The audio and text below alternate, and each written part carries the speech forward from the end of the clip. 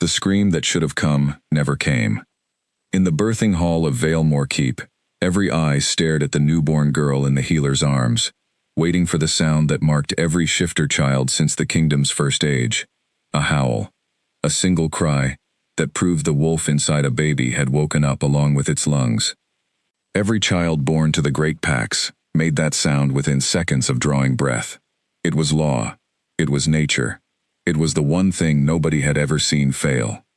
The baby in the healer's arms only cried like any ordinary child. No howl, no echo, no wolf. The healer, an old woman named Greta, who had delivered nearly every child in the Eastern Packs for 40 years, felt her hands go cold. She looked at the mother, Rosalind, lying exhausted on the bed, and then at the father, Edmund, who stood frozen by the door, with his fists clenched so tightly his knuckles had turned white. "Say something," Edmund whispered. "Tell me she is only slowed awake." Greta did not answer right away. She turned the baby gently, checking her small chest, her tiny hands, searching for any sign, any flicker of the change that should have already started. Shifter infants were known to shimmer faintly at birth, a brief shadow of fur beneath the skin, before it settled back into stillness. This baby had no shimmer, no shadow, nothing. "She breathes fine," Greta finally said, choosing her words with the same care she used when stitching a wound. "Her heart is strong, but I feel no wolf in her, Edmund, not even a whisper of one."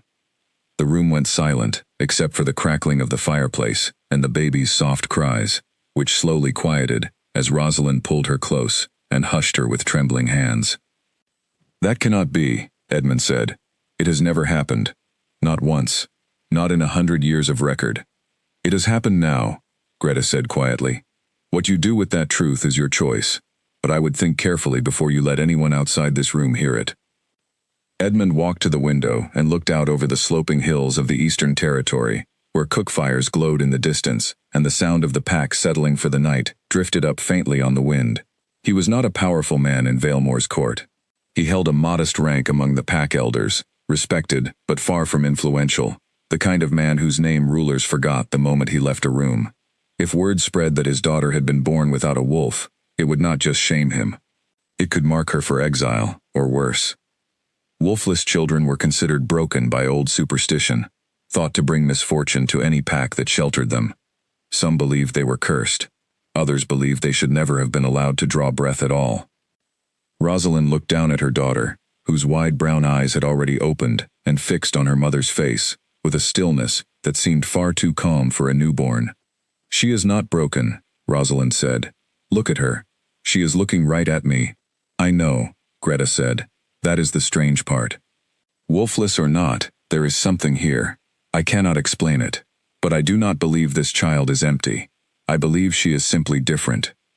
They named her Leora, a name that meant light in the old Eastern tongue, chosen not because they expected her to shine, but because Rosalind refused to give her a name that sounded like an apology. From that first night, Edmund and Rosalind agreed to keep the truth hidden. To the world outside their small cottage on the edge of the Packlands, Leora would be raised as any other shifter child, expected one day to run through the fields on 4 legs like every son and daughter of the Eastern Territory. Only Greta knew the truth, and Greta, bound by both fear and quiet respect for Rosalind, agreed to carry the secret to her grave if she had to. For the first few years, the secret was easy to keep. Shifter children did not begin practicing their first small shifts until around the age of 5 or 6, when their bodies grew strong enough to handle the change without harm. Until then, every child looked the same, wolf-born or not, and Leora played and laughed and grew like any other little girl in the territory. She chased chickens through the yard. She fell asleep by the fire with dirt on her knees. She asked endless questions about the stars, about the old stories, about why the moon sometimes looked orange near the hills. But time did not wait for comfort. On Leora's 6th birthday, the pack gathered for the traditional first shift ceremony, where children who had reached the proper age stood before the elders and attempted their very first transformation. It was meant to be a joyful event, full of cheering and pride, the moment a family confirmed that their child truly belonged among the wolf-born. Edmund and Rosalind stood at the back of the gathered crowd, their hearts pounding, watching as one child after another stepped forward and, with looks of intense concentration, felt their bones shift and their skin ripple into fur, however briefly and however clumsily. Some children only managed a partial change, a set of ears or a tail before losing control and stumbling back into their human form. But even a partial shift was proof enough, proof of the wolf inside them. When Leora's name was called, she stepped forward exactly as she had been coached, closing her eyes and focusing the way her father had shown her in secret practice sessions at home. Even though he knew, deep down, there was nothing to focus on. She stood in the center of the gathering, small and still, while the crowd waited. Nothing happened. No shimmer, no ripple, no ears, no tail, no flicker of fur beneath her skin. She simply stood there, a 6-year-old girl in a plain wool dress, looking exactly as human as she had the moment she was born. Whispers moved through the crowd like wind through tall grass. A few children laughed, not from cruelty, but from confusion, unsure what they were supposed to be seeing. The pack elder overseeing the ceremony, a stern woman named Petra, stepped closer and studied Leora with narrowed eyes. "Try again, child," Petra said, not unkindly, but with the flat patience of someone who assumed the girl was simply frightened. Leora tried again and again. Nothing came. By the 4th attempt, tears had gathered in her eyes, not from pain but from the growing weight of every stare fixed on her, the sense that something was deeply wrong and that she was the reason for it. Edmund pushed through the crowd and knelt beside his daughter, placing a steady hand on her shoulder. "That is enough for tonight," he said, loud enough for the elders to hear. "She is tired. We will try again another day." Petra did not argue, though her expression made clear she did not believe fatigue was the true cause. The ceremony moved on to the next child, and the crowd's attention shifted away, but the whispers did not fully die.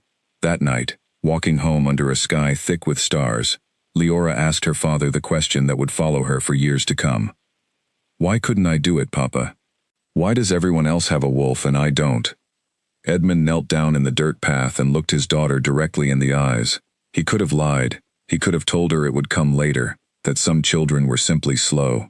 But something in her steady gaze told him she deserved more than comfort. She deserved honesty, even if the truth was hard. "Some people are born with a wolf beside them their whole lives," he said carefully. "And some people are born to walk a different path. I do not fully understand why you are the way you are, Leora. But I know this. You are not broken. You are not less. You are simply going to have to be stronger in other ways than the wolf-born children around you." "What other ways?" she asked. "Your mind," Edmund said. "Your hands. Your heart. Things a wolf cannot give a person even when it lives inside them." Leora did not fully understand his words that night, but she carried them with her the way a person carries a small stone in their pocket, turning it over and over in quiet moments, feeling its shape long after the memory of receiving it has faded. The years that followed were not easy. As Leora grew older, the other pack children noticed that she never shifted during play, never grew a coat of fur during the cold winter hunts, never joined the games where young wolves chased each other through the fields in their animal forms. At first, the other children assumed she was simply a late bloomer, since some shifters did take longer than others to master their first full change. But as seasons passed, and Leora remained entirely human, whispers turned into open questions, and questions eventually turned into cruelty, the particular cruelty that children develop long before they understand its weight. They called her hollow, a word she heard so many times throughout her childhood that it began to feel less like an insult and more like a fact stitched into her name. Hollow Leora, the girl with no wolf. Some children refused to play with her at all, worried that whatever had gone wrong inside her might somehow spread, as though her condition were a sickness rather than a simple absence. Others were kinder, but still distant, treating her the way people treat something fragile, careful not to break it further. Rosalind noticed her daughter's growing loneliness, and made a decision that would shape the rest of Leora's life. If the girl could not run with the wolves, then Rosalind would teach her something else entirely. She began taking Leora into the deep woods beyond the packlands, to a small hidden clearing where wild herbs grew in careful rows that Rosalind had planted herself over many years. There, away from the mocking eyes of other children, Rosalind taught her daughter the old knowledge that had been passed down through her own family long before she married into Edmund's pack, knowledge of roots and leaves, poisons and remedies, the quiet power of plants that had nothing to do with fur or fangs. "This is not the same as a wolf," Rosalind told her one afternoon, as they knelt together over a patch of silverleaf, a plant known for slowing bleeding and easing fevers. "But it is a kind of strength all its own. A wolf can tear through an enemy. But knowledge like this can save a life, end a threat, or turn a battle before it ever truly begins. Do not let anyone tell you that strength only comes in one shape." Leora absorbed every lesson like dry earth soaking up rain. She learned which plants healed and which ones harmed, which combinations could calm a racing heart and which could stop one entirely if used with intent. She learned to move quietly through the forest, to read animal tracks, to understand the patterns of the wind and the behavior of prey, long before she understood why any of it mattered. Her mother never explained exactly why she pushed her daughter to learn so much so quickly, but looking back later in life, Leora would come to believe her mother somehow sensed, long before anyone else did, that her daughter would need every scrap of skill she could gather. Edmund, for his part, focused on a different kind of training.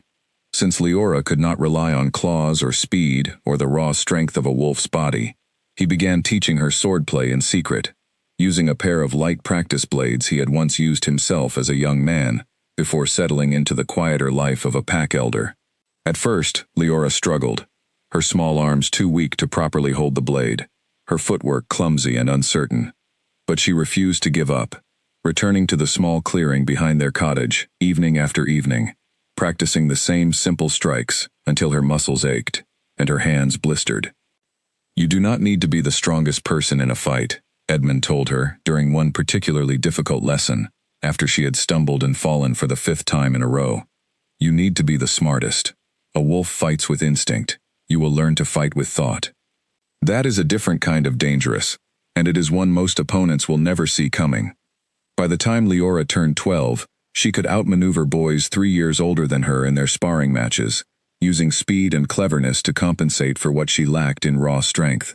She had also become quietly skilled in her mother's teachings, capable of identifying nearly every plant in the surrounding forests and understanding their many uses, whether to heal a wound, or, if the need ever arose, to end a threat without ever raising a blade at all. Despite her growing skills, Leora remained an outsider within her own pack. She attended the yearly gatherings and festivals, always standing slightly apart from the other children, who continued to whisper about the strange, wolfless girl even as they grew into their teenage years. Some of the older shifters treated her with quiet pity, occasionally offering a kind word or a gentle nod, while others made no effort to hide their discomfort around her, as though her very presence disrupted the natural order of things they had always trusted without question. There was one exception. A boy named Garrett, the son of a hunter from a neighboring family, had never joined in the teasing, even as a small child. He was 2 years older than Leora, quiet and thoughtful, the kind of boy who noticed things other people missed. When the other children mocked her during the early years, Garrett often found small ways to include her, offering her a place beside him during shared meals or defending her, quietly but firmly, when the teasing grew too sharp. Their friendship grew slowly over the years, built not on grand gestures, but on small moments of loyalty that meant more to Leora than she ever fully expressed. "They don't understand you," Garrett told her once, when they were both around 14 years old, sitting together on a fallen log at the edge of the forest as the sun set behind the hills. "They think strength only looks one way, but I've watched you train.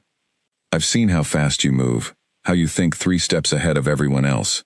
One day, they're going to regret every unkind thing they ever said to you." Leora laughed softly, though the sound carried a trace of sadness. "I don't need them to regret anything. I just want to matter. I want to prove that a person can be worth something even without a wolf inside them." "You already matter," Garrett said simply, and though he said nothing more, something in his steady certainty stayed with her long after that conversation ended. As Leora approached her 16th year, whispers about her unusual nature had spread quietly beyond her immediate pack, carried by travelers and traders who passed through the Eastern Territory and later shared strange stories in taverns and gathering halls across the wider kingdom of Valemore. Most of these stories were dismissed as exaggeration, the kind of tale that grows more colorful with each retelling.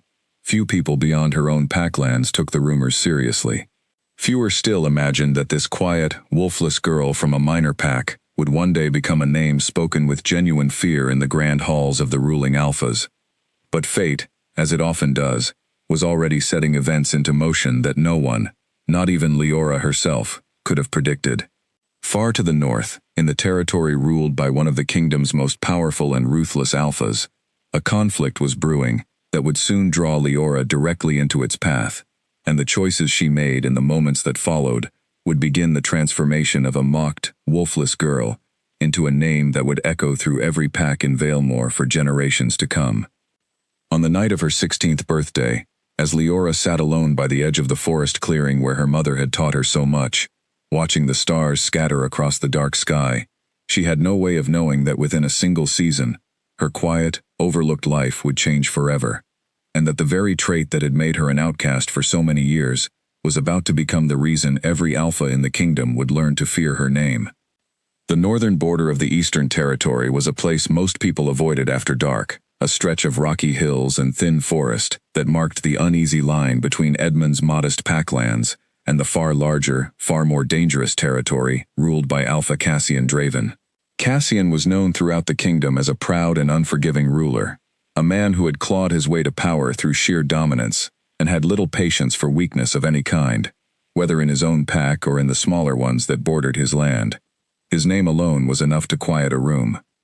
Leora had wandered farther from home than usual that evening, gathering a rare mountain herb that only bloomed under a full moon, when she heard the sounds of a struggle carried faintly on the wind, shouts, the scrape of metal, the low growl of shifted wolves locked in open conflict. Her first instinct was to turn back, to remember every warning her parents had given her about staying far from Northern Territory disputes that had nothing to do with her small, unimportant family. But something in the desperate edge of the shouting made her pause.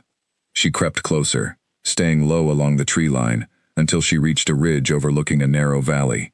Below her, a group of armed men had ambushed a small hunting party, and at the center of the chaos stood a large gray wolf, easily identifiable even from a distance as Alpha Cassian himself, fighting off two attackers, while a third circled behind him, unseen, with a long blade drawn and ready to strike. Leora's mind moved faster than her fear. She recognized the attacker's formation immediately from something her father had once shown her, a classic pincer tactic meant to distract a target from one side while delivering a decisive strike from the other. She had no wolf to call upon, no claws or fangs to join the fight directly. But she had something else. Reaching into the small pouch at her belt, the one she always carried out of habit from years of foraging with her mother, she found a handful of dried crushspine powder, a plant known for causing sudden, violent sneezing and temporary blindness when its dust reached the eyes. She had never used it for anything beyond harmless pranks on her own household, but she moved without hesitation now, circling quickly along the ridge until she was positioned above the attacker sneaking up behind Cassian. With careful aim, she threw the powder directly into the wind, blowing toward the hidden attacker's face. Within seconds, the man began coughing violently, his eyes streaming, his blade lowering, as he stumbled back in confused pain. The sudden noise alerted Cassian, who spun just in time to see his hidden attacker faltering, giving him the opening he needed to finish the fight decisively against the two attackers in front of him. The remaining ambushers, realizing their advantage had collapsed, fled into the darkness of the surrounding forest, leaving Cassian standing alone in the clearing, breathing hard, his gray fur catching the moonlight as he shifted slowly back into his human form. He turned toward the ridge, his sharp eyes immediately finding the small figure crouched among the rocks. "Show yourself," he called out, his voice carrying the unmistakable authority of a man used to being obeyed instantly. Leora hesitated only a moment before stepping into view, descending the rocky slope until she stood a careful distance away from him. Up close, Cassian was even more imposing than the stories described, tall and broad-shouldered, with a presence that seemed to fill the entire clearing. "You threw something," he said, studying her with narrowed eyes. "What was it?" "Crushspine powder," Leora answered simply. "It causes temporary blindness and coughing. It seemed like the most useful thing I had on hand." Cassian's eyebrows rose slightly. "You are not wolf-born," he said, more of an observation than a question. He would have sensed it immediately, the absence of any shift beneath her skin, the complete stillness of her human form even in the aftermath of danger. "No," Leora said, lifting her chin slightly, bracing herself for the familiar look of disappointment or disdain that usually followed such an admission. Instead, Cassian studied her for a long moment in silence, something calculating shifting behind his eyes. "You saved my life," he finally said. "Without claws, without fangs, a girl with no wolf outmaneuvered 3 trained attackers, using nothing but a handful of dust and a clear head." "I only distracted one of them," Leora said honestly. "You handled the rest yourself." "That distraction was the difference between victory and death," Cassian said flatly. "Do not diminish what you did out of false modesty. It does not suit you." He studied her a moment longer, clearly turning something over in his mind. For a proud alpha like Cassian, being saved by anyone was uncomfortable. Being saved by a wolfless girl from a minor eastern pack was something else entirely. A fact that threatened to undermine the very image of dominance he had spent his entire life building. Leora watched the calculation play out across his face and felt a familiar tightness settle in her chest. The old instinct that told her this moment, like so many before it, was about to turn against her. "What is your name?" Cassian asked. "Leora," she answered. "Daughter of Edmund, of the Eastern Packlands." Cassian nodded slowly, filing the information away with the careful precision of a man who never forgot useful details. "You will speak of this to no one," he said. "The ambush, and the manner in which it ended. Do you understand?" "I understand," Leora said, though something in his tone made clear this was not truly a request.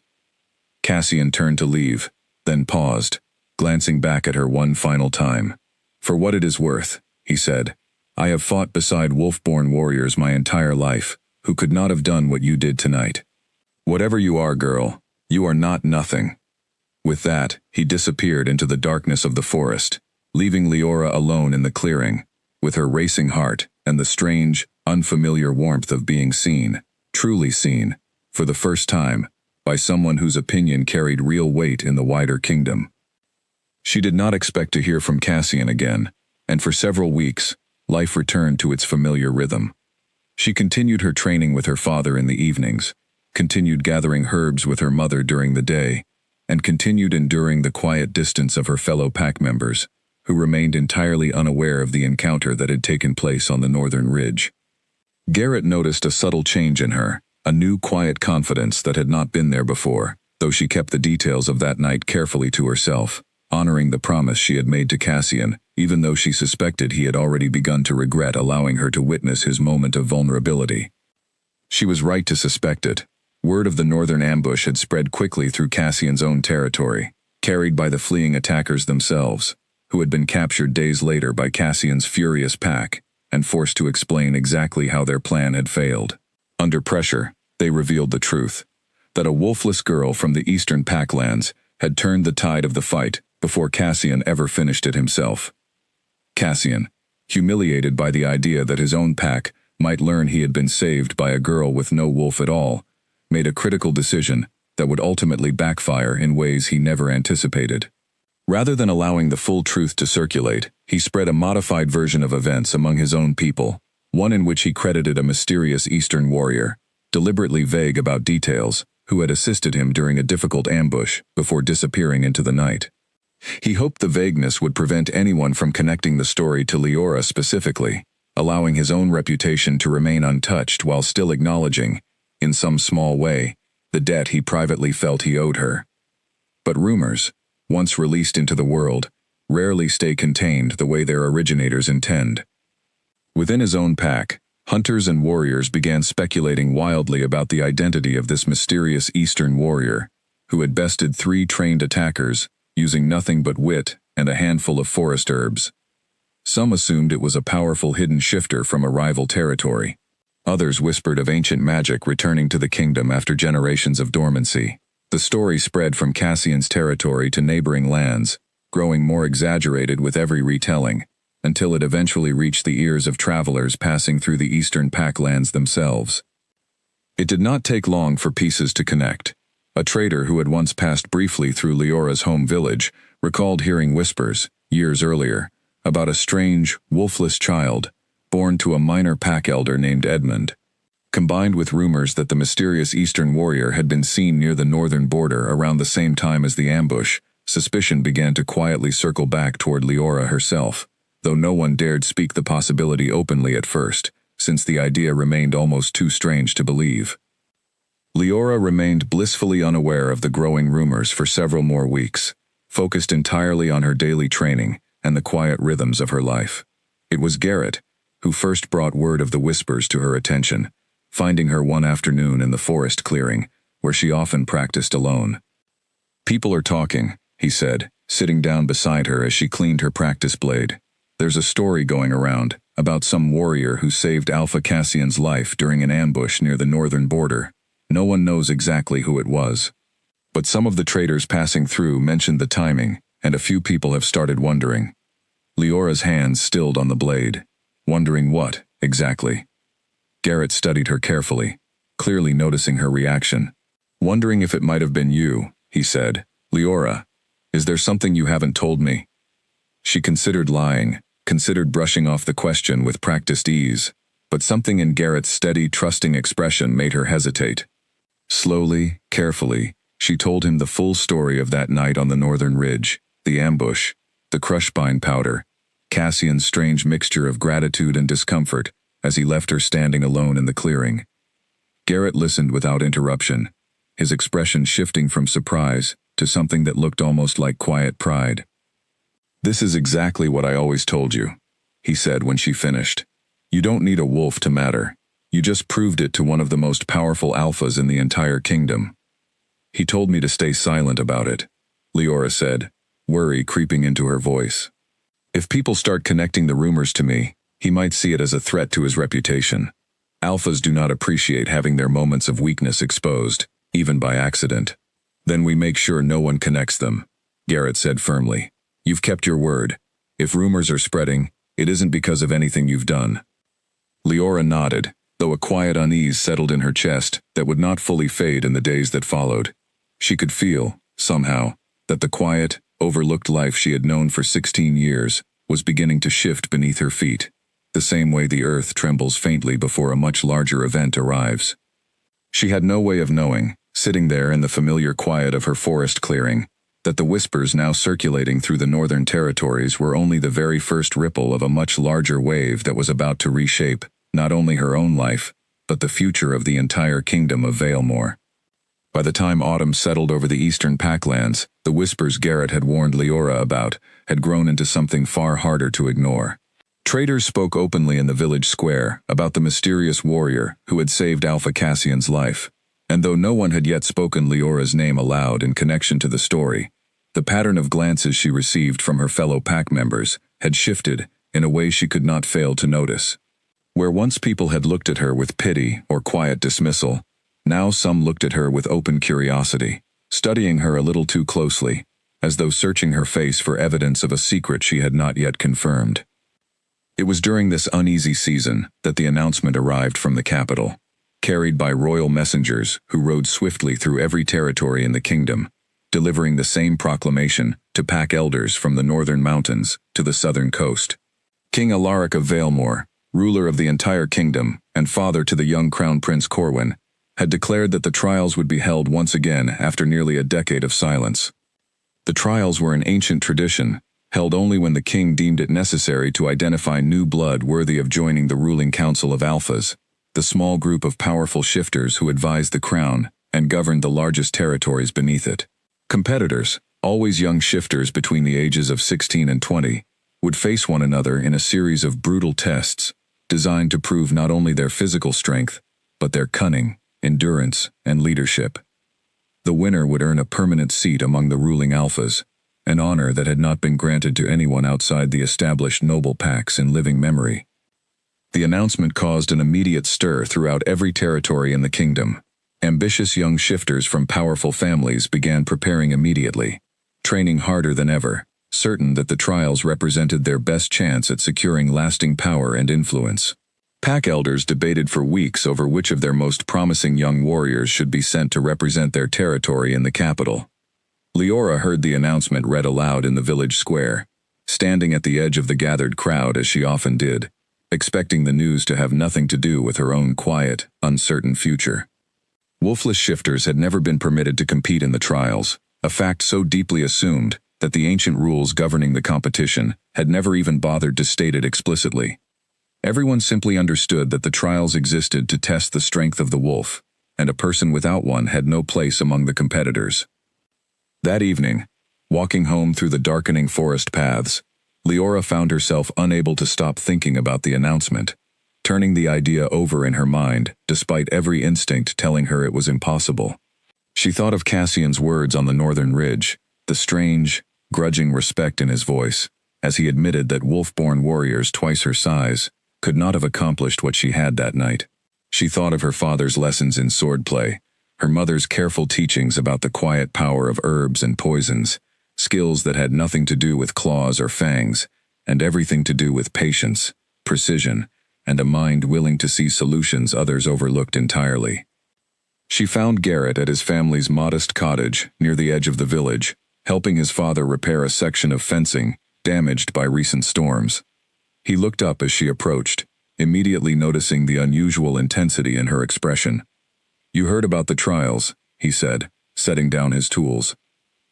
"I want to compete," Leora said, the words leaving her mouth before she had fully decided to speak them aloud. Garrett stared at her for a long moment, clearly searching for any sign that she was joking. When he found none, his expression grew serious. "Leora, the trials are for wolf-born shifters. You know that. Everyone knows that. They would never even let you register." "Maybe not," she admitted, "but I have to try. I have spent my entire life being told what I cannot do because of something I was never given a choice about. I want to know what happens if I stop accepting that answer." Garrett studied her for a long moment, and though worry remained clear in his eyes, something else began to surface alongside it, a familiar flicker of the same quiet faith he had shown her since childhood. "If you truly want to try this," he said slowly, "then I will help you prepare in whatever way I can. But you should know what you're risking. If they let you compete at all, it will likely be as a joke, a way to humiliate you in front of the entire kingdom, rather than a genuine chance at victory." "I understand the risk," Leora said. "I would rather be humiliated attempting something impossible than spend the rest of my life wondering what might have happened if I never tried." Convincing her parents proved far more difficult than convincing Garrett. Edmund, though proud of his daughter's determination, worried deeply about exposing her to the scrutiny of the royal court, fearing that the same superstitions that had followed her throughout her childhood would only grow crueler and more dangerous on a national stage.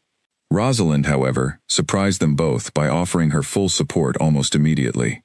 "I have spent 16 years teaching you that strength comes in many forms," Rosalind told her daughter one evening, as they sat together preparing a fresh batch of dried herbs for winter storage. "If you truly believe what I have taught you, then you must be willing to prove it, even in front of people who refuse to see it." Edmund eventually relented, though not without extracting a promise from his daughter that she would train harder than she ever had before, leaving nothing to chance in the months remaining before the trials would begin. Together, the small family made the difficult journey to the capital city of Valemore, a place Leora had never visited in her entire life, to formally submit her request to compete. The registration hall inside the royal keep was grand beyond anything Leora had ever imagined, its high stone ceilings decorated with ancient tapestries depicting the great wolf hunts of Valemore's founding centuries earlier. Rows of young shifters from powerful families stood in line ahead of them, many accompanied by servants carrying elaborate ceremonial weapons, their confidence radiating outward with every practice step. When Leora finally reached the front of the line and stated her intention to register for the trials, the royal clerk overseeing the process looked up from his ledger with open confusion. "State your pack affiliation and your wolf form," he said, his quill already poised to write. "I have no wolf form," Leora said clearly, refusing to let her voice waver despite the sudden ripple of attention from nearby competitors who had overheard her words. The clerk's quill stopped moving entirely. He looked up at her with an expression somewhere between disbelief and mild alarm, as though she had just confessed to some strange crime. "The trials are reserved for wolf-born shifters," he said slowly, as if explaining a simple fact to a confused child. "There is no provision in the ancient rules for a wolfless competitor." "Then show me where the rules explicitly forbid it," Leora said, holding his gaze steadily. "I have studied the ancient charter of the trials. Nowhere does it state that a competitor must possess a wolf form." It states only that competitors must be shifter-born, between the ages of 16 and 20, and willing to submit to every test the trials require. I meet every stated condition. The clerk's mouth opened and closed several times as he searched for a response, clearly caught off guard by an argument he had never once considered necessary to prepare for. Word of the strange exchange spread quickly through the registration hall, drawing the attention of nearby nobles and officials, until eventually, a senior court advisor was summoned to resolve the unprecedented situation. The advisor, an older man with sharp eyes and a carefully neutral expression, studied Leora for a long moment before finally speaking. You wish to compete against wolf-born shifters, twice your physical strength, using nothing but your human form? He asked, something that might have been curiosity flickering behind his otherwise unreadable face. Yes, Leora said simply. A murmur of laughter rippled through the crowd of watching nobles, several of whom had clearly decided the entire situation was some elaborate joke orchestrated for their entertainment. The advisor allowed a thin, almost amused smile to cross his own face as he considered the technical accuracy of Leora's argument regarding the ancient charter. Very well, he finally said. Since the charter contains no explicit prohibition, I see no formal grounds to deny your registration. However, I will not pretend this decision is made in good faith on my part. I suspect King Alaric will find genuine amusement in watching a wolfless girl attempt to survive even the first round of the trials. Consider your registration approved, though I would encourage you to prepare yourself for a swift and humbling defeat. Several of the surrounding nobles laughed openly now, no longer bothering to hide their amusement at the situation, and Leora felt the familiar heat of humiliation rising in her chest as she signed her name to the official registration scroll. But beneath the embarrassment, a quiet, steady resolve had already begun to take root, the same resolve that had carried her through years of mockery and doubt. They believed she had been granted entry into the trials as nothing more than a source of entertainment, a strange curiosity meant to provide the watching nobility with a brief and humiliating spectacle before the real competition began in earnest. Leora walked out of the registration hall that day with her family close behind her, fully aware of exactly how the court viewed her presence in the coming trials. She intended to prove every single one of them wrong. The months leading up to the trials passed in a blur of relentless preparation. Leora and her family remained in the capital, renting a small room above a quiet bakery near the outer edge of the city, far from the grand estates where most competitors stayed with their families. Every morning before sunrise, she trained with her father in a small courtyard behind the bakery, practicing footwork and blade strikes until her muscles burned and her breath came in ragged gasps. Every afternoon, she reviewed her mother's teachings, memorizing the properties of every plant she might encounter within the capital's surrounding forests, preparing herself for any situation the trials might present. Word of the strange wolfless competitor spread quickly through the capital, and by the time the opening ceremony arrived, Leora had become something of a minor sensation among the gathered crowds, though not in any way that brought her comfort. Nobles pointed her out from a distance, whispering behind raised hands. Other competitors regarded her with open disdain, some laughing openly whenever she passed, clearly viewing her presence as an insult to the seriousness of the competition they had trained their entire lives to enter. The opening ceremony took place in the grand arena at the heart of the capital, a massive stone structure capable of holding thousands of spectators, its walls decorated with ancient banners representing every major pact territory in the kingdom. King Alaric himself sat upon a raised platform overlooking the arena floor, flanked by his son, Crown Prince Corwin, and the full council of ruling alphas, including, to Leora's quiet surprise, Alpha Cassian Draven himself. As the competitors were called forward one by one to be formally introduced to the watching crowd, Leora felt the weight of thousands of eyes settle upon her the moment her name was announced. A ripple of laughter moved through sections of the crowd, and several competitors standing nearby exchanged smirking glances, clearly viewing her presence as confirmation of the rumors they had already heard. King Alaric leaned forward slightly on his throne, studying Leora with open curiosity. "So this is the wolfless girl who has caused such a stir among my court," he said, his voice carrying easily across the silent arena. "Tell me, girl, what do you hope to prove by entering a competition you cannot possibly hope to win?" Leora felt her heart pounding, but she forced her voice to remain steady as she answered, I hope to prove that strength is not only measured by the shape a person takes, Your Majesty. I ask only for the chance to compete fairly, and to be judged by my actions, rather than by what I lack." A murmur moved through the crowd, some clearly amused by her boldness, others faintly impressed despite themselves. King Alaric studied her for a long moment, before allowing a thin smile to cross his face. "Bold words," he said. "We shall see if your actions can match them."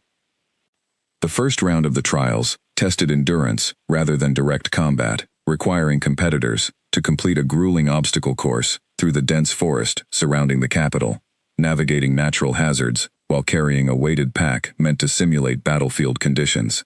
Most competitors relied heavily on their wolf forms during this stage, using their enhanced speed and stamina to tear through the course with relative ease.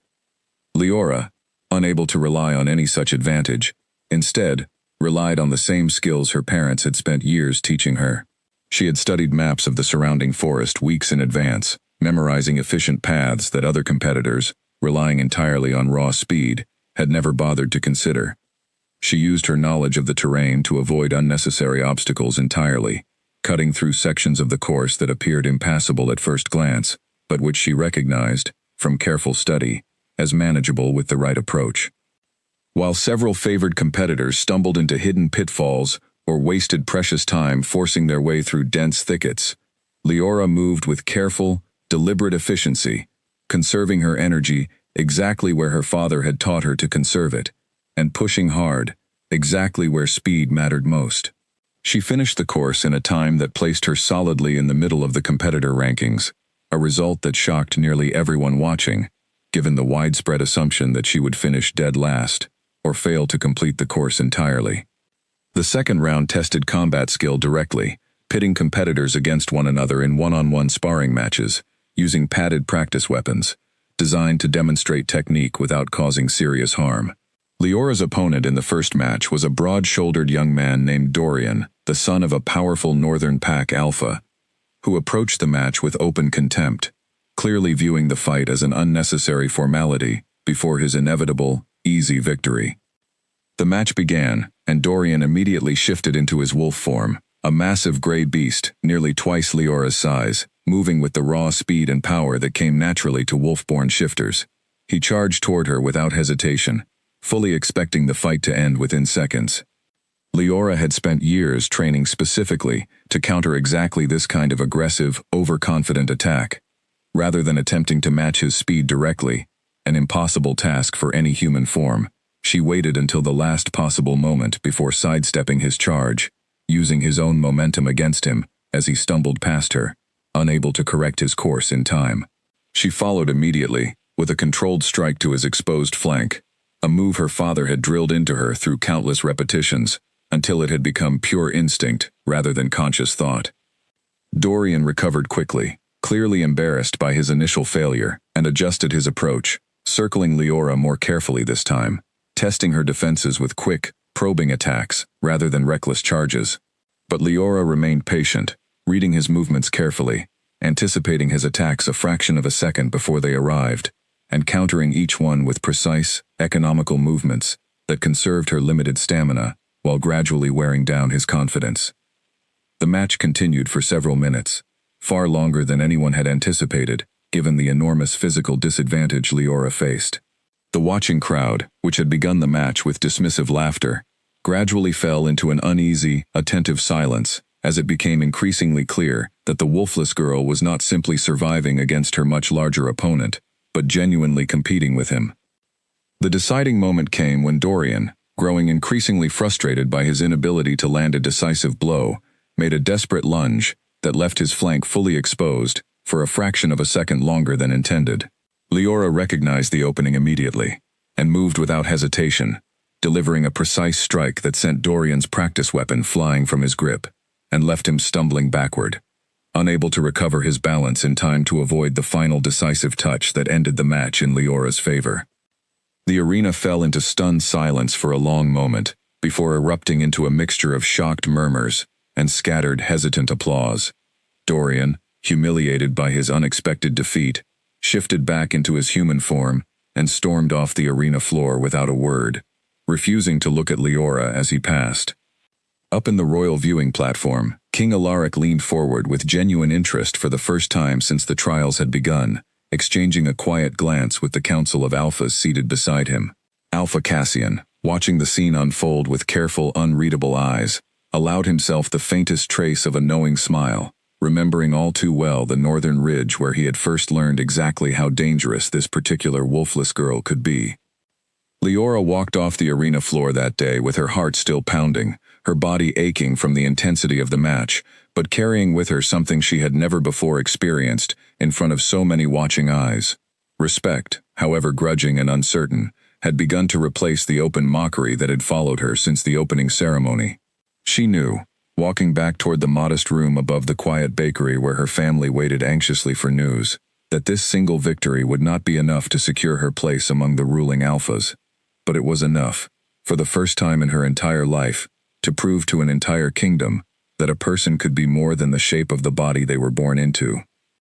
The trials had only just begun, and already, the ground beneath every competitor's confident assumptions had begun to shift, in ways none of them, including Leora herself, could have fully anticipated. News of Leora's unexpected victory over Dorian spread through the capital faster than any royal proclamation could have traveled. By the following morning, when competitors gathered once again in the grand arena for the next stage of the trials, Leora found herself the subject of far more attention than she had ever experienced before, though the nature of that attention had shifted in ways both encouraging and unsettling. Some competitors now regarded her with open curiosity, studying her movements during warm-up exercises, as though trying to decode some hidden secret behind her unexpected success. Others, particularly those from powerful noble families who had entered the trials fully expecting an easy path toward victory, regarded her with a colder, sharper kind of attention, the wary respect a person reserves for something they have suddenly recognized as a genuine threat rather than a harmless curiosity. The third round of the trials introduced a new format entirely, moving away from individual matches towards small team challenges designed to test leadership and strategic thinking under pressure. Competitors were divided into groups of 4, tasked with navigating a series of coordinated obstacles that required careful planning and clear communication rather than raw physical strength alone.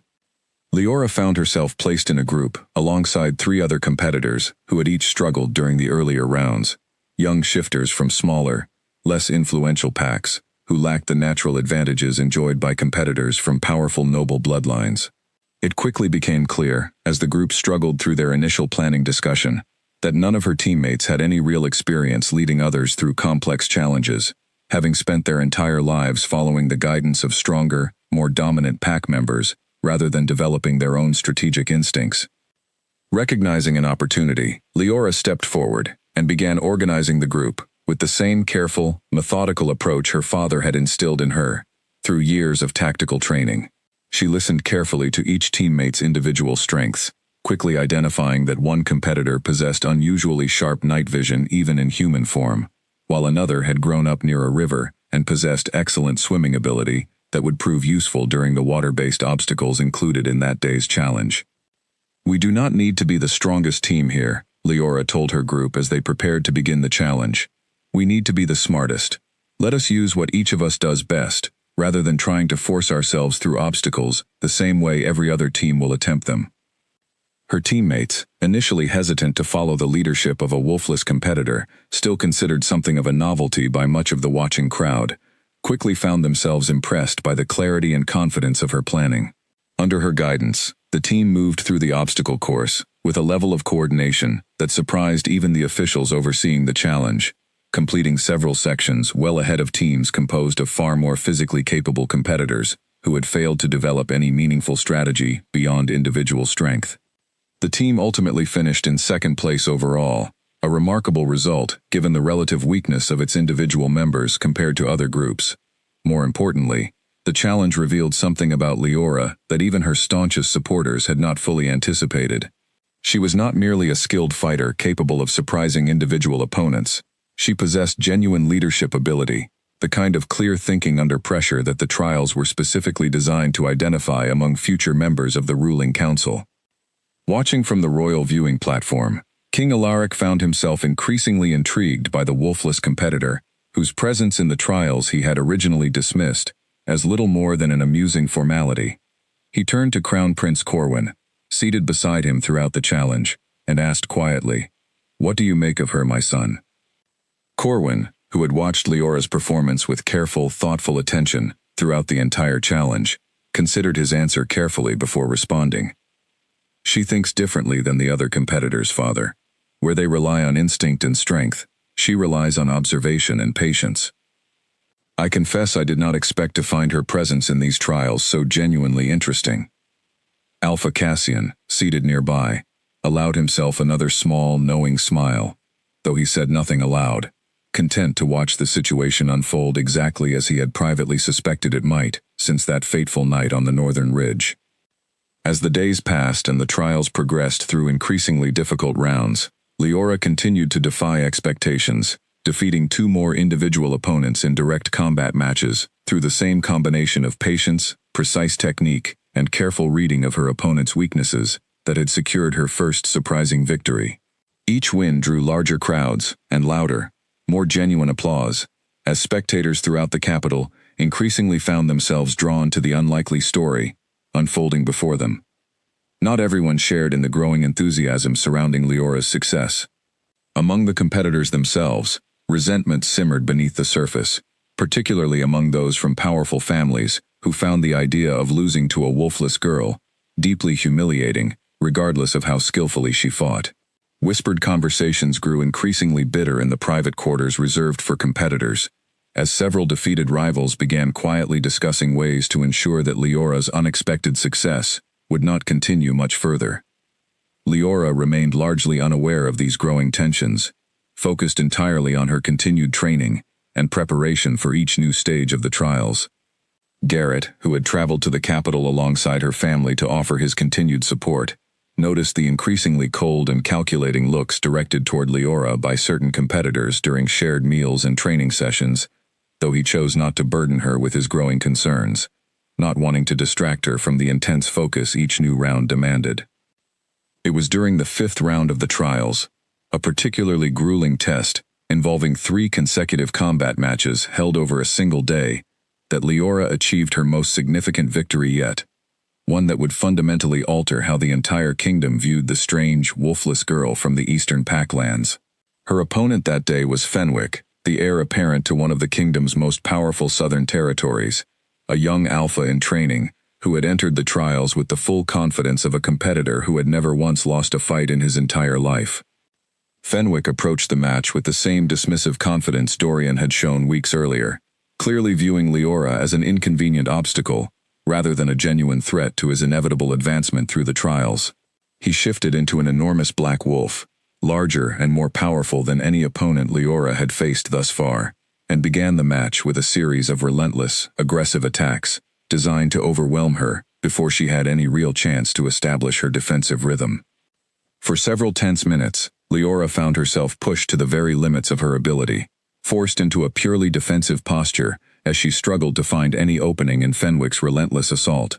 Her arms burned with exhaustion, her breath came in increasingly ragged gasps, and for the first time since the trials began, genuine doubt crept into her mind regarding whether her skill alone would prove sufficient against an opponent of this caliber. But Leora had trained for exactly this kind of overwhelming pressure, remembering her father's repeated lessons about patience, even in the face of seemingly impossible odds. Rather than panicking, she forced herself to slow her breathing, to observe Fenwick's attack patterns with the same careful attention she had applied to every previous opponent, searching for the subtle rhythm hidden beneath his aggressive assault. She found it in the way his powerful charges always favored a slight leftward angle, a habit likely developed from years of training against opponents who instinctively retreated to their right. Recognizing the pattern, Leora made a critical decision, allowing Fenwick's next charge to come dangerously close before executing a precise, carefully timed movement that redirected his enormous momentum directly into the packed earth of the arena floor. The impact stunned Fenwick momentarily, giving Leora the single opening she needed. She moved decisively, using every ounce of remaining strength to deliver a final, precise strike that ended the match before Fenwick could recover his footing. The arena erupted into deafening applause, far louder and more genuine than anything Leora had experienced during her previous victories, as thousands of spectators rose to their feet, having just witnessed the impossible defeat of one of the kingdom's most promising young alphas at the hands of a girl born entirely without a wolf. From the royal viewing platform, King Alaric watched the scene unfold with an expression that had shifted entirely from his initial dismissive amusement to something far more serious and calculating. Beside him, Alpha Cassian finally spoke aloud, his voice carrying just enough for the king to hear clearly over the roaring crowd. "I did not lie when I told her, months ago, that she was not nothing," Cassian said quietly. "I believe, Your Majesty, we are witnessing something the kingdom has not seen in many generations."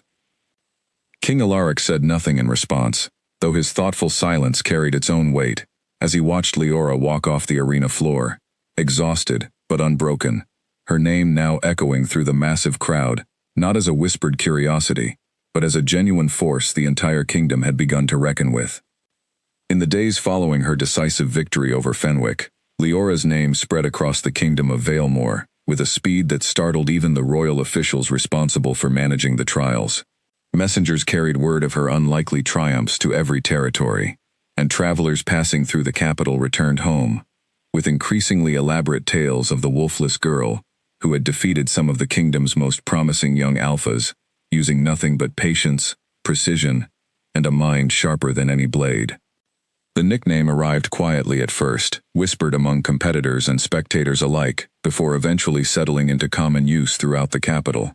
They began calling her the Hollow Blade, a name that had once carried the sting of mockery during her childhood, but now took on an entirely different meaning in the mouths of those who had watched her fight. No longer did the word hollow suggest emptiness or absence. Instead, it had come to represent something far more unsettling to her opponents, the idea of a weapon that could not be predicted or understood through the usual measures of shifter strength. A blade whose true danger lay precisely in what it lacked rather than what it possessed. Among the ruling alphas gathered to oversee the remaining stages of the trials, quiet conversations began to shift in tone. Where once they had regarded Leora's presence as an amusing distraction, several now spoke of her with genuine unease, uncertain how to categorize a competitor whose success defied every assumption their entire society had built around the nature of strength and power. "She should not be capable of this," muttered Alpha Reginald, ruler of a prosperous western territory, during a private council meeting held to discuss the trial's unexpected developments. "Every advantage lies with her opponents: speed, strength, the raw power of the shift itself. And yet she continues to win." "Perhaps that is precisely why she continues to win," Alpha Cassian replied, his voice carrying the quiet authority of a man who had personally witnessed her abilities firsthand, long before the wider kingdom had taken notice. "Her opponents rely entirely on the assumption that strength alone determines victory. She has spent her entire life learning to succeed without that assumption. That makes her considerably more dangerous than any of us initially believed." Not every alpha shared Cassian's measured perspective. Alpha Bertrand, a proud and traditionally minded ruler from the northern mountains, grew increasingly agitated as Leora's victories continued to accumulate, viewing her unprecedented success as a direct threat to the ancient traditions that had governed Valemore's ruling structure for countless generations. If a wolfless girl can claim a seat among the ruling alphas through nothing but clever tricks and calculated maneuvering, what does that say about the value of the wolf itself? Bertrand argued during another tense council session. "Our entire society is built upon the strength of the shift. If she wins these trials, we risk undermining the very foundation of everything our kingdom represents." "Or perhaps," Cassian countered, his patience wearing visibly thin, "we risk finally acknowledging a truth many of us have long refused to consider. That strength takes many forms, and that a kingdom which values only one type of power leaves itself vulnerable to threats it cannot anticipate." The debate among the ruling alphas remained unresolved, but word of their growing disagreement inevitably reached the wider court, further amplifying the already intense scrutiny surrounding Leora's continued presence in the trials. Some among the nobility began to view her as a genuine symbol of hope, proof that the kingdom's rigid traditions might finally begin to evolve toward a more inclusive understanding of strength and leadership. Others viewed her success with growing alarm, fearing the disruption her victory might bring to a social order they had spent their entire lives benefiting from. Crown Prince Corwin found himself increasingly drawn into these complicated discussions, caught between his father's growing fascination with Leora's unprecedented performance and the mounting pressure from traditionalist alphas who viewed her continued advancement as a genuine threat requiring immediate intervention. Unlike many of his fellow young nobles, Corwin had watched every one of Leora's matches with careful, analytical attention, increasingly convinced that her success represented something far more significant than mere luck or clever trickery. He sought her out privately one evening, finding her alone in a quiet garden courtyard within the royal keep, where she had retreated briefly from the constant attention that now followed her throughout the capital. She looked up in surprise as he approached, quickly rising and offering the formal bow expected when addressing the crown prince directly. "Please," Corwin said, gesturing for her to relax. "I did not come here seeking formality. I came because I find myself genuinely curious about the person behind everything I have witnessed in the arena these past weeks." Leora studied him carefully, uncertain of his true intentions given the increasingly complicated political tensions her success had stirred throughout the court. "What would you like to know, Your Highness?" "How do you do it?" Corwin asked directly. "Every opponent you face possesses advantages you simply do not have, and yet you continue to win, match after match. I have watched carefully, and I do not believe your victories come from luck." "They do not," Leora said, allowing herself a small measure of honesty she rarely offered to strangers within the court. "My opponents have spent their entire lives relying on the strength of their wolf form. They have never truly needed to develop patience, or careful observation, or the ability to remain calm when facing an opponent who appears far stronger than themselves. I have needed exactly those skills my entire life, simply to survive the way others looked at me. The trials have only given me the chance to finally use them for something greater than survival." Corwin considered her words carefully, something thoughtful and genuinely respectful settling into his expression. "My father speaks of you often now," he admitted. "As do many members of the council, though not always with the same admiration. I suspect you have already realized this, but I feel it is only fair to tell you directly. Not everyone within this court wishes to see you succeed. Some view your continued victories as a genuine threat to everything they believe our kingdom should represent." "I have suspected as much," Leora said quietly, "but I did not enter these trials because I expected an easy path toward acceptance. I entered because I refused to accept that my life should be limited by circumstances I never chose for myself."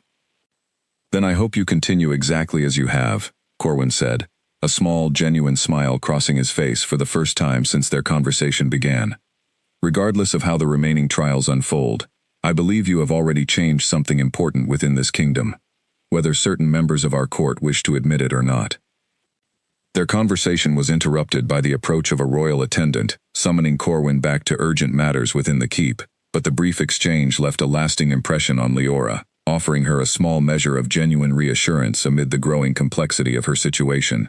She understood now, more clearly than ever before, that her continued success in the trials had become about something far larger than her own personal ambitions. Whether she fully embraced that responsibility or not, she had become a symbol, one that different factions throughout the kingdom were determined to either champion or destroy, depending on which side of the growing divide they found themselves standing. As the final stages of the trials approached, Leora returned each evening to the modest room above the quiet bakery, where her family continued to wait anxiously for news of each day's developments. Edmund and Rosalind watched their daughter grow increasingly weary beneath the mounting pressure and scrutiny, though neither doubted for a moment the quiet strength that had carried her this far.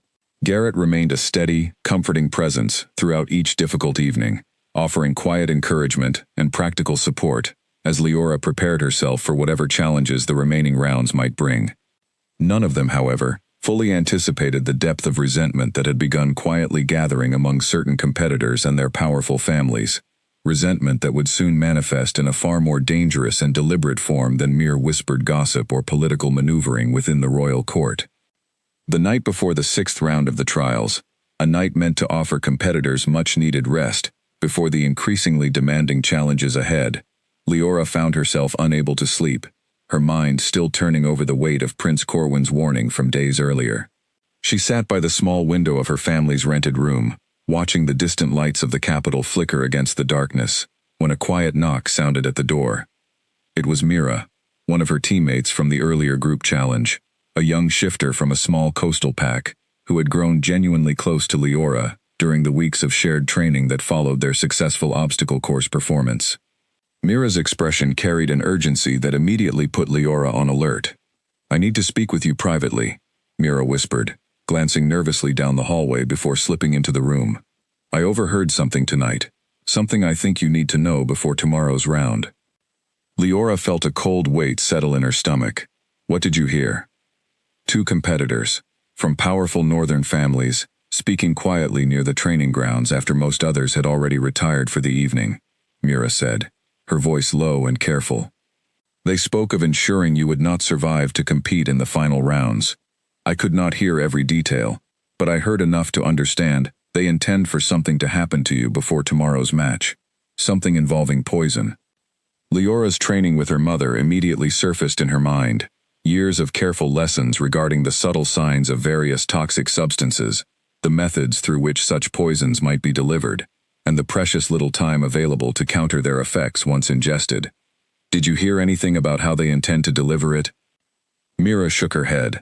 Only that it would happen before the match, likely through food or drink provided to competitors during the pre-match preparation period. That night, Leora barely slept, her mind racing through every possible precaution her mother's teachings had ever offered her. She resolved to avoid any food or drink not personally prepared by her own family in the hours leading up to the following day's match, a precaution that ultimately proved insufficient against the determination of those who wished to see her removed from the competition entirely. The following morning arrived with deceptive calm. Leora ate a modest breakfast prepared by her mother, careful to avoid the communal refreshments typically offered to competitors during the pre-match gathering, held in a shaded pavilion near the arena entrance. Despite her caution, disaster struck through a method she had not anticipated. During a brief moment of distraction, while reviewing the day's match schedule with officials, an unknown figure managed to apply a fine, nearly invisible poison directly to the handle of her practice weapon, a substance designed to absorb slowly through skin contact, rather than requiring direct ingestion. Leora first noticed something wrong as she began her warm-up exercises shortly before her scheduled match, a strange numbness spreading gradually through her fingers, followed by a wave of dizziness that made the surrounding arena seem to tilt unsteadily around her. Recognizing the unmistakable symptoms of poisoning from her mother's extensive teachings, she immediately dropped her weapon and called out for help, her vision already beginning to blur dangerously at the edges. Rosalind, who had been watching from the nearby family viewing area, rushed forward the moment she saw her daughter stumble, years of medical training allowing her to recognize the severity of the situation instantly. She caught Leora just as her legs began to give way beneath her, quickly directing panicked officials to summon the royal healers, while simultaneously beginning emergency treatment using herbs she always carried in a small pouch at her belt, precisely for situations exactly like this one. "Stay with me," Rosalind said firmly, forcing a bitter paste of crushed silverleaf and specific counter-herbs into her daughter's mouth, hoping desperately that her knowledge of common poisons would prove sufficient against whatever substance had been used against her. "You are stronger than this. Stay with me, Leora." The following hours passed in a haze of fear and uncertainty for everyone gathered around Leora's unconscious form, as royal healers worked alongside Rosalind to stabilize her condition, uncertain initially whether the exact combination of poison used would respond to standard treatments. Edmund paced anxiously outside the healing chambers, while Garrett sat quietly beside Leora's bedside for hours, refusing to leave despite repeated suggestions that he rest. News of the apparent poisoning attempt spread rapidly throughout the capital, sparking outrage among many spectators who had come to genuinely admire Leora's unprecedented journey through the trials. King Alaric, upon learning of the incident, ordered an immediate and thorough investigation, deeply troubled by the possibility that someone had attempted to sabotage the sacred integrity of the ancient competition through such dishonorable means. Leora finally regained consciousness late that evening, weak and disoriented but alive, thanks largely to her mother's quick thinking and extensive knowledge of herbal medicine. Rosalind sat beside her daughter's bed, exhaustion evident in her own tired eyes, relief flooding through her, as Leora slowly opened her eyes and focused on her mother's worried face. "You saved me," Leora whispered, her voice weak but clear. "Your father always says I taught you everything you know," Rosalind said, allowing herself a small, watery smile, despite the exhaustion weighing heavily upon her. It seems fitting that the same knowledge saved your life when it mattered most. The royal investigation into the poisoning attempt moved quickly, spurred by the king's genuine anger at the attack on the integrity of his trials. Within 2 days, investigators identified the source of the poison, tracing it back to a servant employed by the powerful northern family of the very competitor Leora had defeated during the 5th round. Under careful questioning, the servant eventually confessed, revealing that he had been paid handsomely by representatives of Fenwick's family to ensure Leora's removal from the competition by any means necessary, desperate to erase the humiliation of their heir's unexpected defeat. King Alaric's response was swift and severe. Fenwick's family was immediately disqualified from any future participation in royal competitions, their standing among the ruling alphas placed under formal review, while the servant responsible for administering the poison faced serious consequences for his role in the conspiracy. The scandal sent shockwaves throughout the capital, further amplifying the already intense public fascination surrounding Leora's continued journey through the trials. Despite her weakened condition, Leora insisted on continuing her participation in the remaining rounds, though royal officials granted her a brief delay to allow for proper recovery before resuming the competition schedule. During this period of forced rest, she found herself reflecting deeply on the true cost of the path she had chosen, understanding now with painful clarity that her continued success had made her a genuine target for those unwilling to accept the changes her presence represented. "You do not have to continue," Edmund told her gently one evening, sitting beside her bed as she slowly regained her strength. "You have already proven everything you set out to prove. No one could ever again doubt your abilities, regardless of how the remaining trials unfold." Leora considered her father's words carefully before responding, her voice steady, despite the lingering weakness in her body. "If I stop now, Father, everyone who wished to see me fail will believe their methods succeeded. I refuse to give them that satisfaction. I have come too far to allow fear to end what I started." Garrett, who had remained a constant, quiet presence throughout her recovery, offered his own perspective as the conversation continued. "Whatever you decide, know that we stand behind you completely. But Leora, please understand that continuing this path may bring further danger. Those who wish to see you fail have already shown they are willing to cross dangerous lines to achieve their goals." "I understand the risk," Leora said firmly. "But I have spent my entire life being underestimated and dismissed by people who believed strength only came in one form. I will not allow one desperate, dishonorable attack to convince me that the path forward should end here." Her resolve, if anything, had only strengthened in the aftermath of the poisoning attempt. When she finally returned to the arena floor for her delayed 6th-round match, weakened but unbroken, the crowd erupted into thunderous applause the moment her name was announced, the entire capital having learned by now of the treacherous attempt made against her life. Where once spectators had watched her matches with curious skepticism, they now watched with genuine investment in her continued survival and success, having witnessed firsthand the lengths to which certain powerful factions were willing to go in order to prevent a wolfless girl from claiming the recognition she had earned through skill and determination alone. Leora walked onto the arena floor that day, carrying not only her own personal resolve, but the growing hopes of an entire kingdom that had begun, slowly but unmistakably, to reconsider everything they had once assumed about the true nature of strength. Despite the lingering weakness that still lingered faintly in her limbs, Leora fought her way through the 6th round with the same careful precision that had defined every previous victory, defeating an opponent from the Southern Territories through patient, methodical strategy rather than raw physical power. The crowd's support carried her through moments when her body threatened to fail her, their genuine encouragement offering a strength she had never before experienced during her long, difficult journey through the trials. The 7th and 8th rounds passed in a similar fashion, each victory adding further weight to Leora's growing reputation throughout the kingdom, until only a handful of competitors remained standing among the dozens who had originally entered the competition months earlier. The atmosphere throughout the capital had shifted entirely, from the dismissive amusement that had greeted Leora's initial registration to something approaching genuine reverence, as ordinary citizens throughout Valemore increasingly viewed her continued success as proof that their rigid, traditional society might finally be capable of embracing a broader, more inclusive understanding of strength and worth. As the trials approached their final stage, Leora found herself facing an unexpected challenge from within the royal court itself. Traditionalist alphas, led primarily by the increasingly agitated Alpha Bertrand, began pushing aggressively for new restrictions to be added to the competition's ancient rules, restrictions specifically designed to prevent a wolfless competitor from advancing any further, with the complete absence of any such prohibition within the original charter.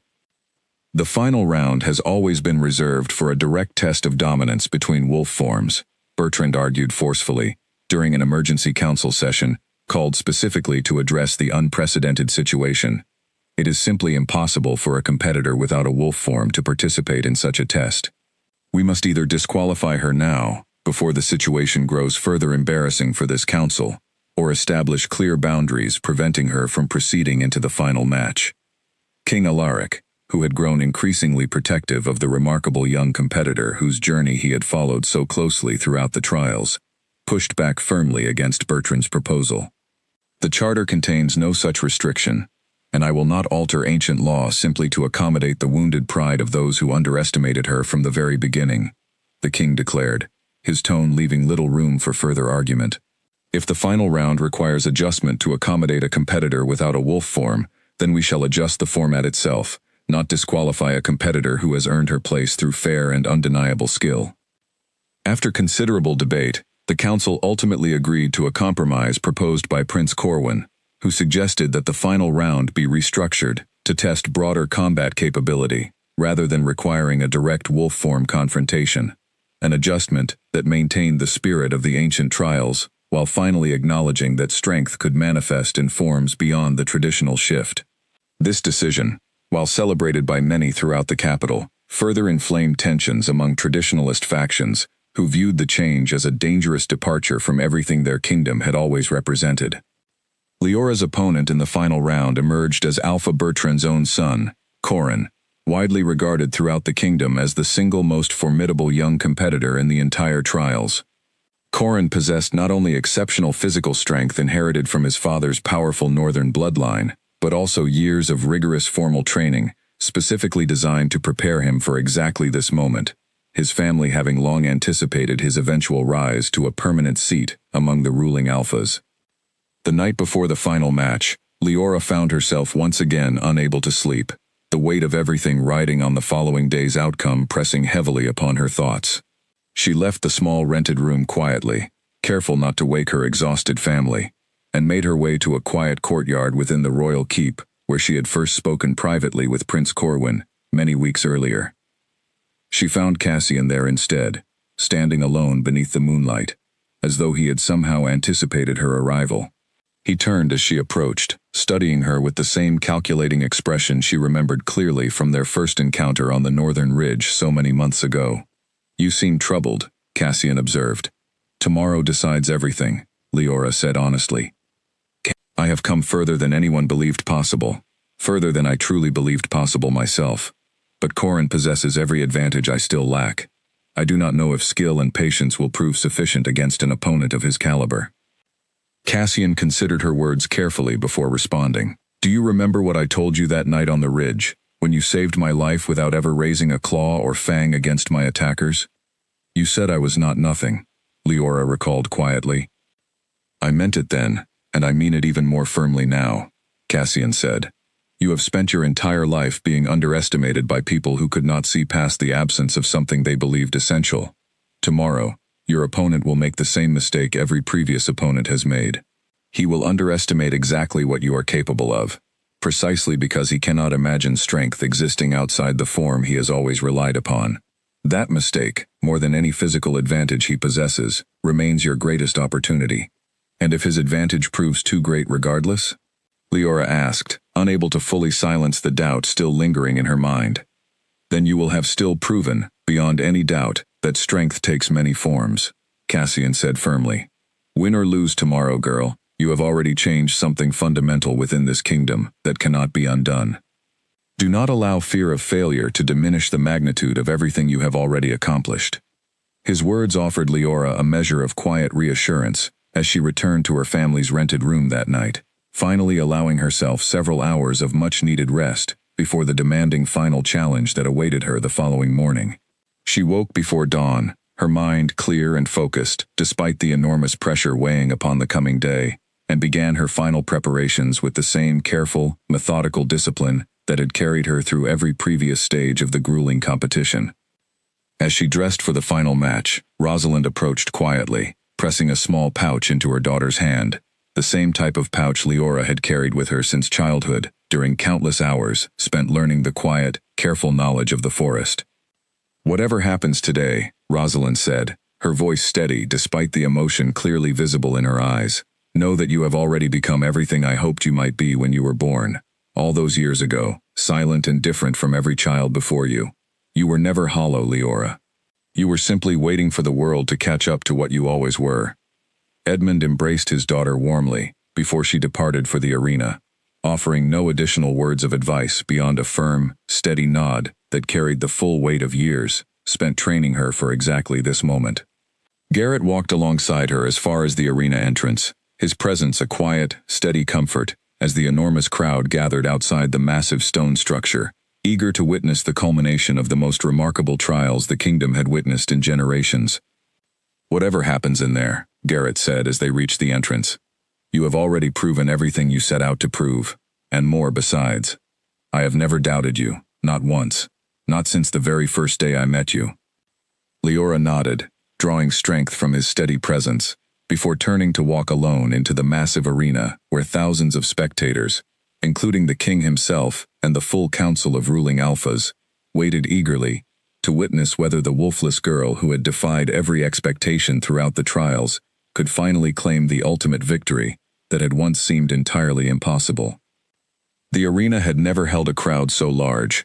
Every seat within the massive stone structure was filled, and additional spectators lined the outer walls and nearby rooftops, all eager to witness the final match of the most talked-about trials in generations.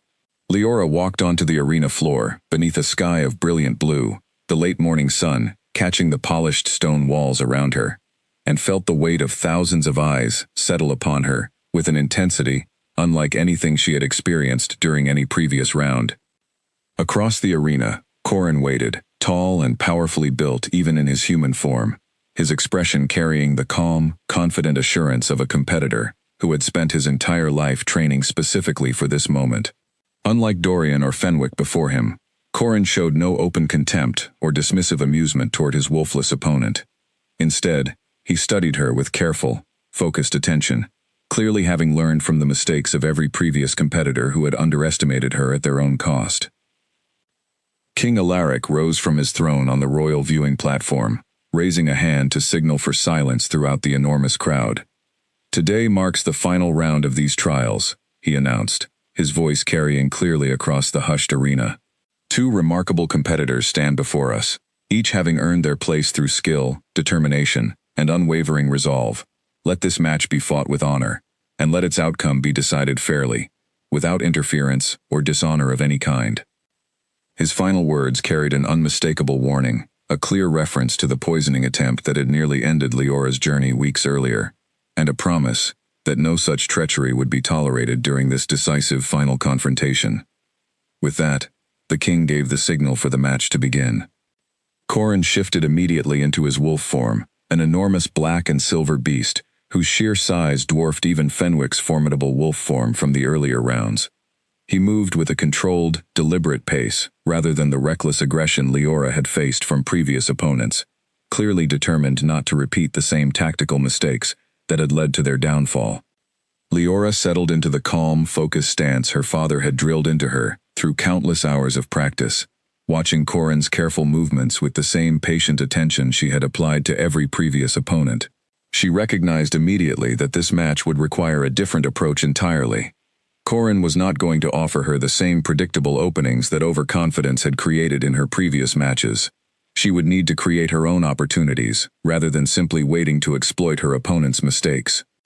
The match began with a careful, measured exchange, Corin testing her defenses with controlled, probing attacks, while Leora countered with precise, economical movements, designed to conserve her energy for the long confrontation she anticipated. Minutes passed with neither competitor gaining a clear advantage, the crowd watching in tense, captivated silence, as the two skilled fighters continued their careful, strategic dance across the arena floor. Recognizing that a purely defensive approach would not prove sufficient against an opponent as disciplined as Corin, Leora made a bold decision, drawing upon a strategy she had considered carefully during her final preparations that morning. She began deliberately favoring her left side during their exchanges, creating what appeared to be a natural weakness in her defensive positioning, a subtle pattern designed specifically to draw Corin's attacks toward a predictable angle. Corin, ever careful and observant, noticed the apparent pattern developing over several exchanges but remained cautious, clearly suspecting that Leora might be attempting exactly this kind of deliberate manipulation. For several tense minutes, he refused to fully commit to the opening she had created, continuing his careful, measured approach despite the apparent opportunity presenting itself. Understanding that Corin's caution might ultimately prevent her strategy from succeeding, Leora shifted her approach once again, this time using the terrain of the arena itself to her advantage. She gradually maneuvered their exchange toward a section of the arena floor, where the morning sun cast long shadows across the packed earth, using the contrast of light and shadow to further obscure her precise positioning and movements. As the match continued into its later stages, both competitors visibly tiring from the sustained intensity of their prolonged confrontation, Corin finally began to show the first genuine signs of frustration, his careful discipline gradually giving way to increasingly aggressive attacks as he grew impatient with Leora's continued ability to avoid any decisive engagement. It was exactly the shift in mindset Leora had been patiently waiting for throughout the long, grueling match. In a moment that would later be described by witnesses as one of the most remarkable displays of tactical brilliance the trials had ever produced, Leora allowed Corin's next aggressive charge to come dangerously close, deliberately maintaining her apparent left side weakness until the very last possible instant. As Corin committed fully to the attack, certain he had finally found the decisive opening he had been searching for throughout the entire match, Leora executed a precise, carefully timed pivot that redirected his considerable momentum away from her body entirely, using the very shadow and terrain she had spent the match carefully positioning to disguise her true intentions. The unexpected redirection sent Corin stumbling forward, momentarily off balance in a way his powerful wolf form had never before experienced against any previous opponent. In that single, crucial moment of vulnerability, Leora moved with the speed and precision born from years of dedicated training, delivering a swift, decisive strike that ended the match before Corin could recover his footing and mount any further offense. The arena erupted into an explosion of sound unlike anything the ancient stone structure had ever witnessed, thousands of spectators rising simultaneously to their feet in a thunderous wave of cheering and applause that seemed to shake the very foundations of the massive arena. Leora stood at the center of the arena floor, breathing hard, her body aching with exhaustion, as the full weight of what she had just accomplished began to settle upon her. She had defeated Corin, the most formidable competitor the entire trials had produced, the son of one of the kingdom's most powerful and traditionally minded alphas, using nothing but patience, careful strategy, and a mind trained to find opportunity in circumstances where raw physical strength alone would never have proven sufficient. From the royal viewing platform, King Alaric stood in stunned silence for several long moments before finally allowing a broad, genuine smile to cross his face, joining the thunderous applause echoing throughout the arena. Beside him, Alpha Cassian nodded slowly, satisfaction evident in his usually guarded expression, while Prince Corwin applauded enthusiastically, clearly moved by the remarkable display of skill and determination he had just witnessed. Not every member of the royal council shared in the widespread celebration. Alpha Bertrand sat rigidly in his seat, his expression a mixture of shock and barely contained fury, as he watched his son, defeated and humiliated, slowly shift back into his human form and walk from the arena floor without meeting anyone's eyes.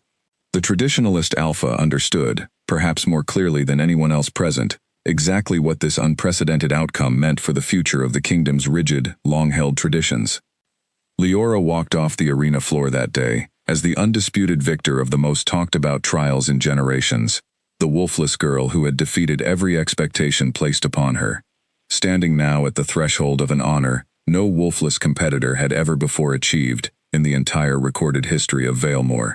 Yet even amid the overwhelming celebration surrounding her remarkable victory, She understood that the true test still awaited her. The moment when King Alaric would need to decide whether the ancient traditions of his kingdom could truly accommodate a ruler who had proven, beyond any possible doubt, that strength could exist entirely without a wolf. 3 days passed, following Leora's remarkable victory, before King Alaric formally summoned her to the royal court to address the question that had consumed nearly every conversation throughout the capital since the moment the final match concluded. Would the crown honor the ancient rules of the trials in full, granting Leora the permanent seat among the ruling alphas that her victory had rightfully earned, or would the mounting pressure from traditionalist factions within the court ultimately prevail, denying her the recognition her extraordinary skill and determination had so clearly demonstrated she deserved? The days leading up to the formal announcement proved tense and uncertain throughout the capital.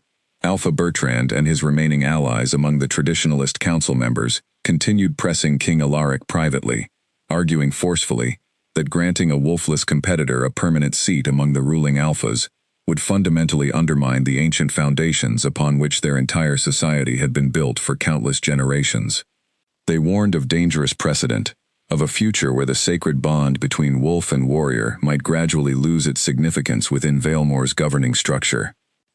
Others within the court, led quietly but firmly by Prince Corwin and supported openly by Alpha Cassian, argued equally forcefully in Leora's favor, insisting that the ancient charter governing the trials contained no provision excluding wolfless competitors, precisely because its original authors, centuries earlier, had never anticipated needing such a provision at all, rather than intentionally excluding the possibility entirely. They argued that Leora's victory represented not a threat to the kingdom's traditions, but rather a long overdue evolution in understanding exactly what those traditions had always been meant to protect: strength, wisdom, and the capacity to lead and protect others, regardless of the specific form that strength ultimately took. Leora spent these tense days largely secluded within her family's modest rented room, uncertain of the outcome awaiting her, and increasingly aware that the final decision rested entirely beyond her own control, regardless of everything she had already accomplished throughout the grueling months of competition. Rosalind and Edmund remained close throughout this anxious period, offering quiet comfort and support, while Garrett visited frequently, his steady presence continuing to provide the same grounding reassurance he had offered throughout her entire remarkable journey. "Whatever the king decides," Edmund told his daughter during one particularly difficult evening, as they awaited news from the royal court, "nothing can diminish what you have already proven. You entered these trials as a girl, the entire kingdom dismissed as broken and incomplete. You leave them, regardless of the final decision, as someone the entire kingdom has been forced to recognize and respect." Finally, on the appointed day, Leora was summoned before the full royal court, gathered within the grand throne room of Valemor Keep, to receive King Alaric's formal decision regarding her future within the kingdom's ruling structure. She walked into the crowded chamber flanked by her family, acutely aware of the weight of every gathered noble's attention fixed firmly upon her. King Alaric rose from his throne as she approached, his expression carrying a gravity befitting the historic significance of the moment about to unfold. "Leora, daughter of Edmund," he began, his voice carrying clearly throughout the silent chamber. "You entered these trials as a competitor many within this court believed had no rightful place among wolf-born warriors. You leave them having defeated every doubt, every obstacle, and every dishonorable attempt to prevent your success, through nothing but your own extraordinary skill, patience, and unwavering resolve." He paused, allowing his words to settle fully across the gathered crowd, before continuing. "The ancient charter governing these trials grants the victor a permanent seat among the ruling council of alphas. I have considered carefully the arguments presented by every faction within this court regarding how best to honor that ancient tradition, in light of your unprecedented achievement." Leora felt her heart pounding as she waited, uncertain which direction the king's final decision might ultimately take, despite everything Prince Corwin and Alpha Cassian had done to advocate on her behalf throughout the tense preceding days. "I have decided," King Alaric finally continued, "that the ancient traditions of this kingdom have never truly been about the wolf itself, but about the strength, wisdom, and honor that wolf has always been meant to represent. You have proven, beyond any possible doubt, that such qualities can exist entirely independent of the shift our society has always assumed necessary. I therefore grant you not merely a seat among the ruling alphas, but a new title, one never before granted in the entire recorded history of this kingdom. He gestured for Leora to kneel before the throne, and as she did so, the king's voice carried the full formal weight of the ancient ceremony as he continued. Rise, Leora, Alpha of No Wolf, the first ruler in the history of Valemore, to earn her place among this council, without ever once relying upon the shift. May your leadership serve as a lasting reminder to this kingdom that true strength has always existed in many forms, and that the courage to forge your own path, regardless of what others believe possible, remains the truest measure of a worthy leader. The throne room erupted into thunderous applause as Leora rose slowly to her feet, the weight of the moment settling fully upon her as she absorbed the full magnitude of everything she had just achieved. Alpha Bertrand, though clearly still uncomfortable with the historic decision, offered a stiff but formal bow of acknowledgement, understanding that further open resistance would serve no purpose against the king's final, unwavering decision. Alpha Cassian stepped forward from among the gathered council, offering Leora a respectful nod that carried far more genuine warmth than the formal gesture might have suggested to those unfamiliar with their earlier history together. I told you, that night on the northern ridge, that you were not nothing, Cassian said quietly, as the formal ceremony concluded. I confess, I never fully imagined you would prove me quite this right. In the months and years that followed her historic victory, Leora's name spread throughout every corner of the kingdom of Valemore, no longer whispered with mockery or dismissive pity, but spoken instead with genuine respect, and, among those who had once doubted or opposed her, a healthy measure of quiet fear. Alphas throughout the kingdom, both those who had witnessed her remarkable trials firsthand and those who knew her story only through the countless retellings that spread across every territory, came to understand that underestimating the wolfless Alpha of Valemore carried genuine consequences no shifter, regardless of their strength or lineage, could afford to ignore. She returned occasionally to the eastern packlands where she had grown up, visiting the same forest clearing where her mother had first taught her the quiet power of herbs and careful knowledge, and the same small courtyard where her father had trained her through countless hours of patient, dedicated practice. The children who had once mocked her as hollow and broken now watched her with open admiration whenever she passed, understanding at last the profound truth she had spent her entire difficult childhood struggling to prove. Garrett remained close throughout the years that followed, his quiet, unwavering faith in her abilities, having never once faltered since their earliest years together, and their bond continued to grow deeper as Leora settled into her unprecedented role among the kingdom's ruling council. Together with Prince Corwin, who eventually succeeded his father as king, and with the continued respect and support of Alpha Cassian, Leora helped guide the kingdom of Valemore toward a gradually more inclusive future, one where the old superstitions surrounding wolfless children slowly began to fade, replaced by a growing understanding that strength, wisdom, and leadership had never truly required a wolf at all.